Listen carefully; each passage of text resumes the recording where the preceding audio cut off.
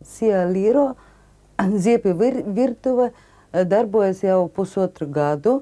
Mēs piedāvājam ingredientus ziepju pagatavošanai, lai izdarītu ziepes savām rokām. Mums ir ziepju masa, mums ir ēteriskas eļas, smaržvielas, krāsvielas un dažādas formiņas. Teiksim, Valentīna dienai ir dažādas sirsniņas, Ziemassvētkiem ir salaveči, ēgles, rotājumi un tā tālāk. Un visādi augļi, dārzeņi, dzīvnieki, olas.